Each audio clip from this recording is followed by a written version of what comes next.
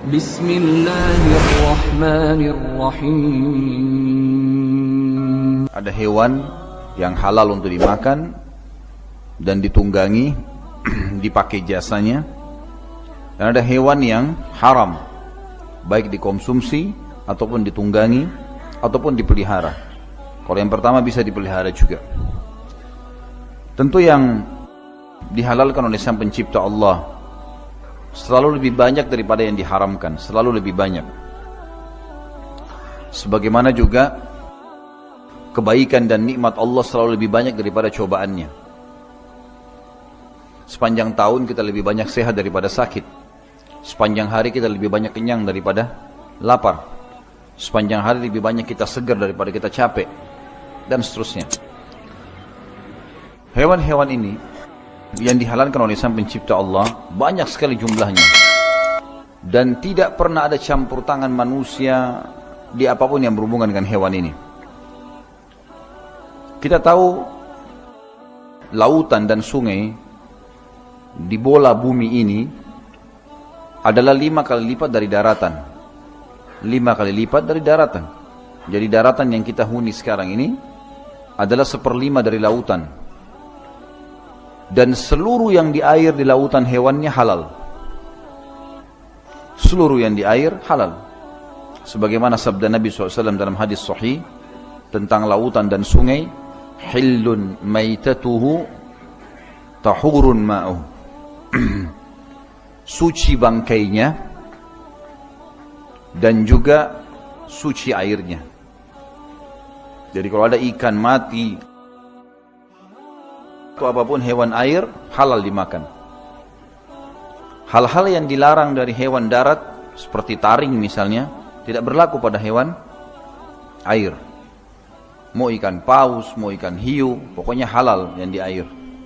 Intinya itu penyampaian baginda Nabi sallallahu alaihi wasallam. Ditambah lagi plus, kita tahu tadi kalau lautan itu adalah 1/5 kali lipat dari daratan, berarti otomatis penghuni lautan lebih banyak daripada penghuni daratan, itu pasti. Karena 5 kali lipat lebih luas. Dan kita temukan ada banyak jutaan space di lautan.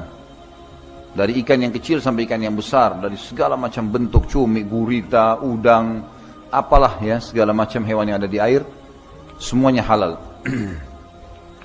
Ditambah lagi hewan-hewan darat yang dihalalkan. Berarti memang yang dihalalkan jauh lebih banyak. Seperti misalnya semua hewan yang disebut dengan istilah ternak. Dan kita tahu dalam salah satu ayat Al-Quran, surah Al-Quran namanya surah Al-An'am.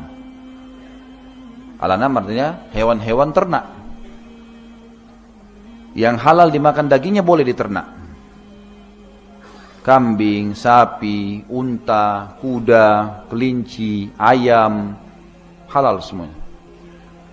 Halal dimakan, halal dipelihara, halal ditransaksikan. Tinggal yang haram saja, yang haram lingkupnya lebih kecil, dibatasi oleh Nabi SAW. Yang halal juga tambah ya, hewan udara dari burung-burung, banyak yang halal. Selama burung itu tidak menyerang, tidak menjadikan cengkeramannya sebagai cara untuk menyerang, atau menyerang dengan pelatuknya secara khusus gitu kan. Seperti burung elang misalnya, burung gagak, atau mungkin burung-burung yang bertaring seperti kelelawar misalnya, ini semua hukumnya haram. Selain daripada itu seperti merpati atau burung apalah ya, semuanya halal.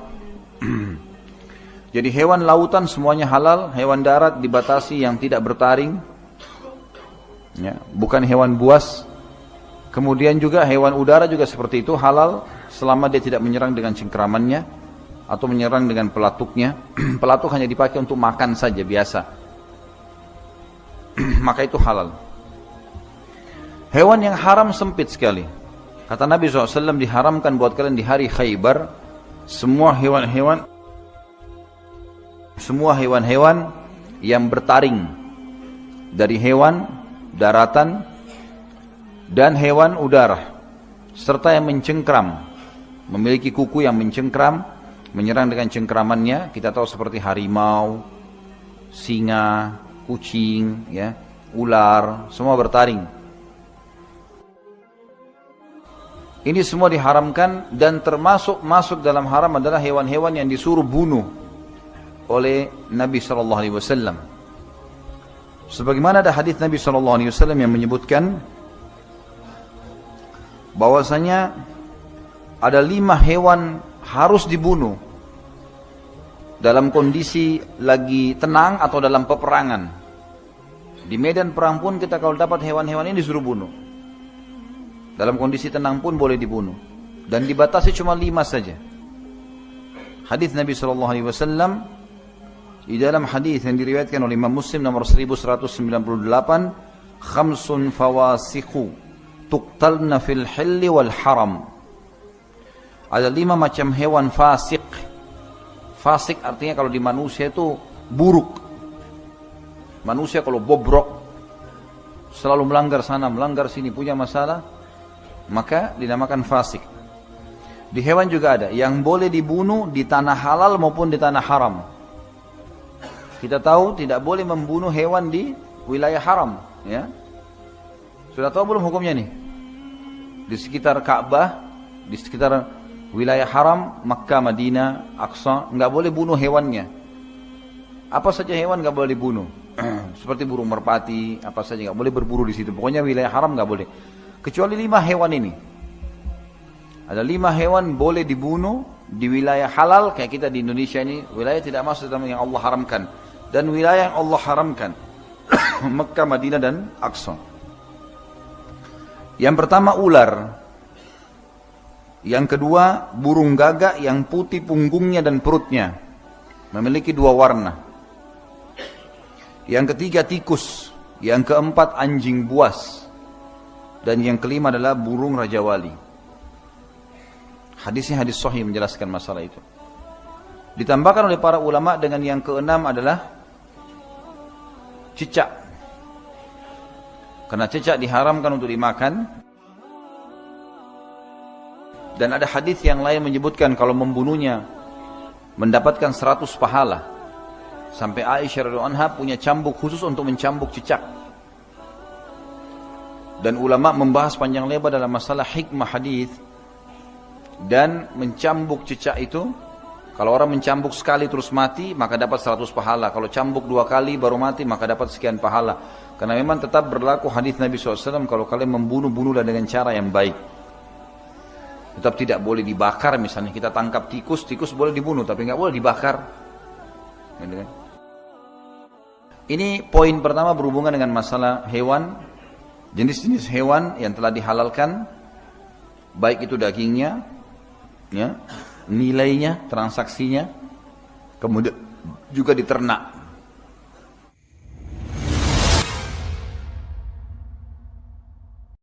Pengertian hidup di 2 alam itu walaupun hanya 5-10 menit, bertahan di air, bertahan di darat. Ya Habibi ya Muhammad. Apakah tidak perlu merubah madhab pada saat kita berwudu ketika kita ada di Masjidil Haram? Yang kedua, hewan yang hidup di 2 alam, apakah itu benar hukumnya tidak boleh dimakan? Semisal kepiting katanya. Tetapi saya ngelihat sebagian kiai dan asatid memakan kepiting. Anda ketika berjamaah dengan imam yang berbeda madhab dengan Anda, seperti di Masjidil Haram, maka Anda tidak perlu merubah madhab. Dikatakan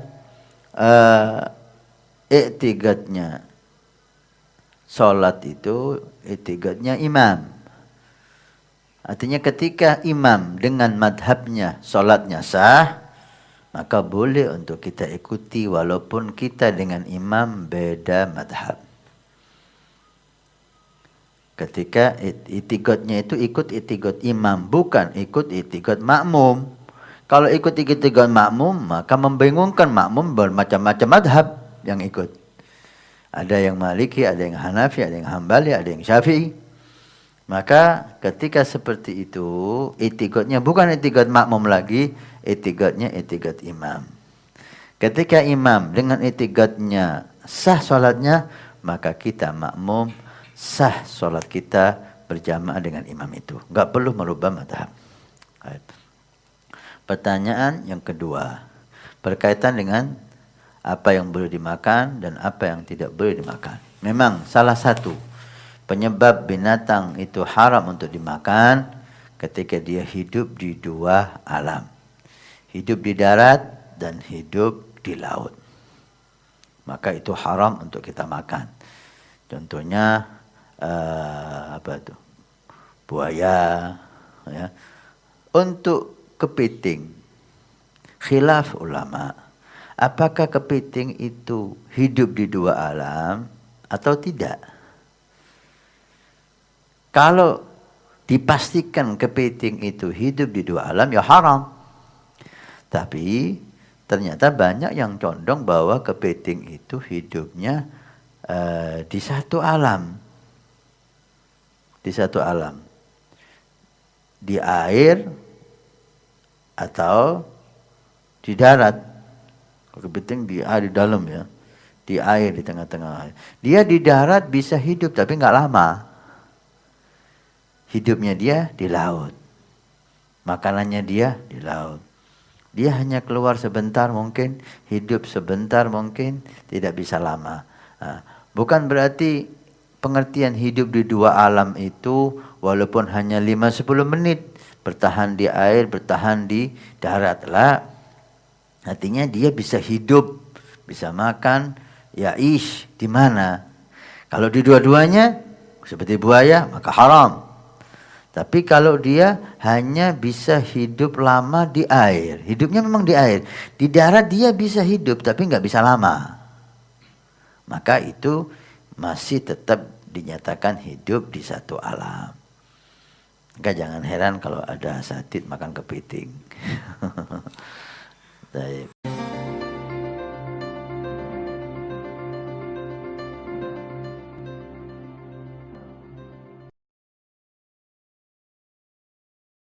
Assalamualaikum Buya. Waalaikumsalam warahmatullahi wabarakatuh.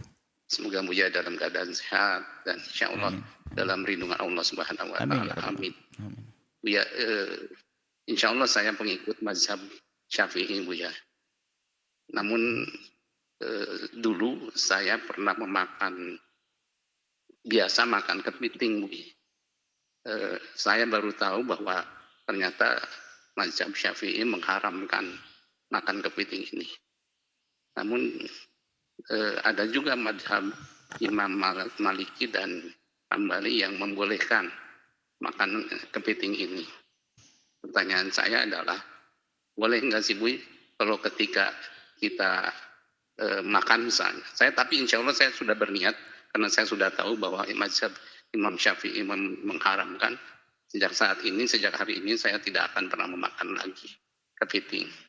Namun saya ada pertanyaan yang ingin saya tanyakan sama Bu ya.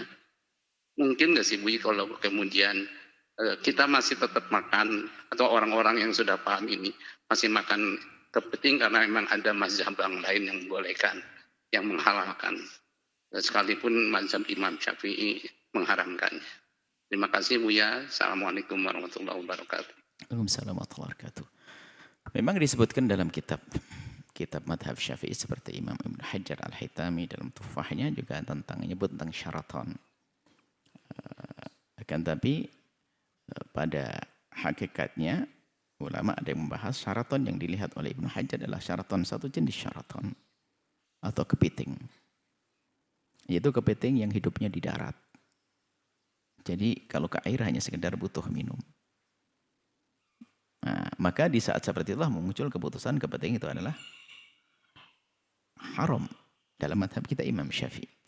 Sementara ada yang hidup di pantai itu bisa membedakan ternyata. Ada kepiting darat dan kepiting laut. Orang pantai yang tahu ternyata. Memang kepiting ini nggak pernah hanya di hidupnya di luar. Tapi ada kepiting ini dia bisa membedakan mereka. Jika demikian tentu maka kita bisalah ambil jalan tengah bahwasanya kepiting yang adanya di laut keluar hanya sekedar untuk jalan sesaat, masuk lagi ke laut, maka itu adalah kepiting yang halal karena semua binatang laut boleh dimakan. Seperti itu.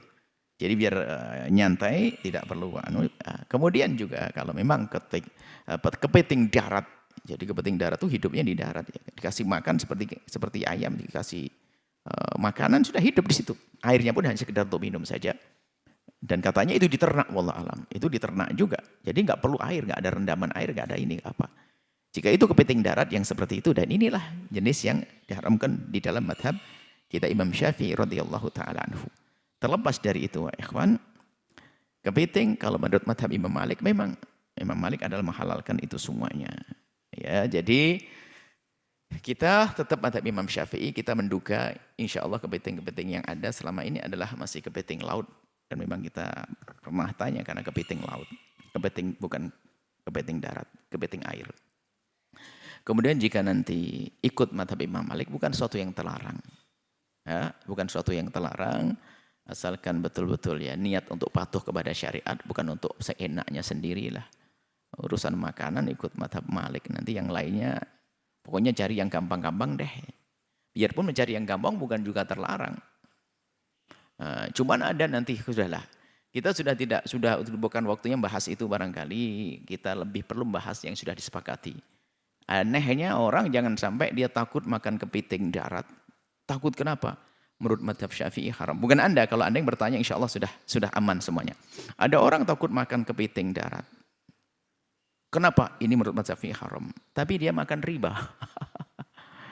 Ngerebut waris saudaranya. Lah ini kan kebelinger orangnya. Jadi ya, kalau masih ada khilaf nyantai.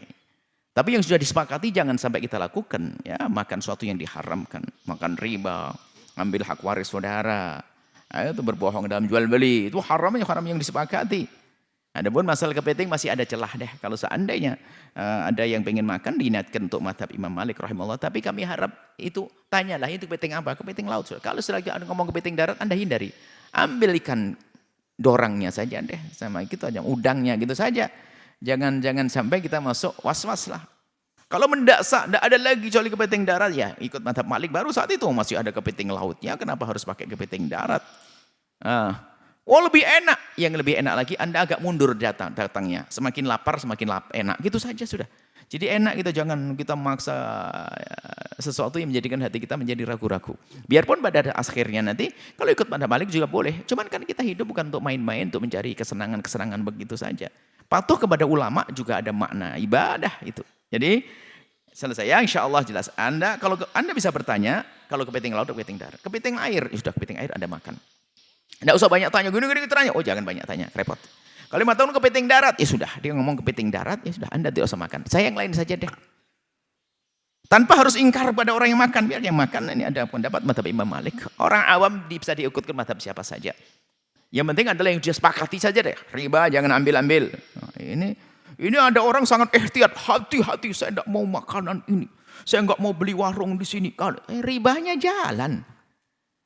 Ribanya jalan masa. Yang dipakai pun juga bank-bank riba nih kan. Gimana ini, Masya Allah. Ngurusi kepiting sama kodok. Yang haram, yang pasti itu yang harus kita hindari, selesai. Kalau kita mau bertemu, kita menghindari yang pasti, yang masih ada khilaf, mudah untuk diselesaikan insya Allah. Wallahu a'lam bishawab.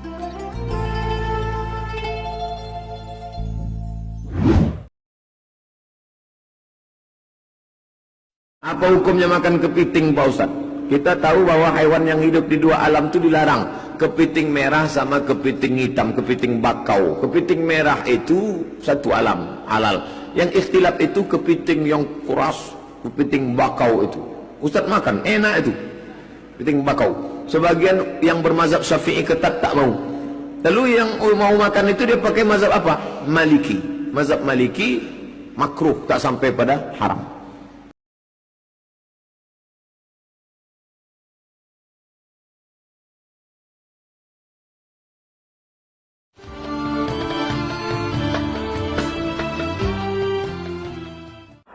Karena kenapa kok khilaf? Karena itu kepiting besar. Tapi yuyu itu sepakat haram. Karena kecil. Suatu saat kalau yuyu ini besar pasti ada khilafnya. Karena eman itu. Nah, harus ada madhab. Yaitu akhirnya Mbah Hasyim memutuskan yang kita pakai adalah al-madhhabul arba. Nah, ketika ada madhab, itu sudut pandangnya itu pasti beda-beda. Memang saya akan ngomong fikih malam ini.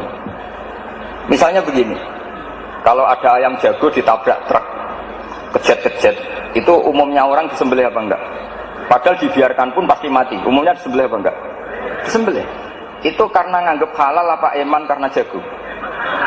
Eman. Coba kalau ayam kecil, meskipun kejet-kejet, orang bisa berdebat, kepiting itu halal apa haram, berdebat. Tapi kalau yuyu nggak berdebat, kan nggak eman, haram nggak apa-apa, kecil aja kan gitu. Sehingga debat menyangkut kepiting itu sampai sekarang nggak selesai. Mbah Mun itu termasuk guru yang mengharamkan, tapi banyak guru saya menghalalkan. Karena kenapa kok khilaf? Karena itu kepiting besar. Tapi yuyu itu sepakat haram, karena kecil. Suatu saat kalau yuyu ini besar pasti ada khilafnya, karena eman itu. Nah, saya itu pernah ditanya sama orang pas ada jagonya kelindes truk itu di kampung saya pas lewat pakai motor, Gus ini halal apa haram? Sudah kejet-kejet. Saya bilang ya sudahlah untuk kamu halal ya. Lama-lama orang ini kali ini Gus Pak gimana? Ngomong hukum kok seenaknya. Datang ke rumah saya. Itu andekan tidak saya sembelih pun pasti mati. Terus saya bacakan kitab Sawi. Kata Imam Malik, yang namanya kejet-kejet itu tetap punya nyawa. Sehingga penyembelian ini tetap berfungsi menghilangkan nyawa. Itu sudah cukup dikatakan dzabhu, menyembelih. Tapi cara mazhab Syafi'i enggak. Dia tidak punya hayatun mustaqirrah, sehingga kalau dibiarkan pasti mati langsung, maka nggak boleh disembelih. Karena dia tidak langsung mati, ini hanya proses prosedur saja. Memang pantasnya mati kejet-kejet sih gitu aja kira-kira ini. Tapi hakikatnya sudah apa? Mati. Sehingga ulama itu selalu berdebat. Dan perdebatan ulama itu setelah diangen-angen memang sama-sama masuk akal. Saya punya sekian cerita ya tentang perdebatan, termasuk kitab yang tadi disebut Lekoyum itu, kitab Khilyatul Auliya. Karena kenapa saya sering baca kitab itu? Memang syaratnya jadi wali itu harus pernah baca kitab Khilyatul Auliya. Jadi kalau sampean belum pernah baca berarti nggak mungkin jadi wali. Sudah tak jamin itu nggak mungkin. Imam Ghazali sealim itu termasuk barokahnya kitab Khilyatul Auliya, masyhur itu. Fit tasawuf beliau ngiduk kitab Kutil Kulub, fil fikhi beliau ngiduk kitab Nihayatul Matlab fi Diriyatil Madzhab karangannya Imam Haromen. Tapi kalau fi manaqibil akhyar beliau ngiduk kitab Khilyatul Auliya wa Tabaqatul Asy. Itu terang-terangan beliau ngendikan di juz 4 wa alayka bi mutalaati kitab Khilyatil Auliya. Karena beliau memang pengagum kitab Khilyatul Auliya di bab manaqibul akhyar. Itu di bab manaqibul akhyar itu ada sekian perdebatan. Dan perdebatan itu melahirkan satu kecerdasan. Yaitu tadi, saya berkali-kali cerita, ada sekian contoh yang orang itu akan ngeper setelah ada logika kebalikannya. Saya beri sekian contoh. Ketika malaikat Israel datang ke Nabi Ibrahim mau mencabut nyawanya, itu Ibrahim marah-marah, Israel kamu salah. Kenapa ya? Saya ini kekasih Allah, ana Khalilur Rahman, saya ini kekasih Allah. Wahal ra'aita khalilan yumitu khalilah. Masa kekasih membunuh yang dikasih? Ini tidak benar, logika ini tidak benar. Karena Israel tidak biasa Basul Masail, tidak pernah ikut Basul Masail di BW Jawa Timur yang Bapak Marzuki itu.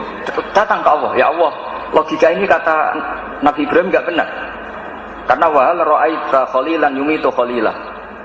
Terus sama Allah diajarin, ya sudah bilang ke Ibrahim gini, wahal ra'aita khalilan yakrahu ayyalqa khalilah. Masa orang yang dicintai kemudian tidak siap ketemu yang dicintai? Datang lagi Israel, wahal ra'aita khalilan yakrahu ayyalqa khalilah. Oh ya, enggak apa-apa, mati enggak apa-apa. Jadi dibalik langsung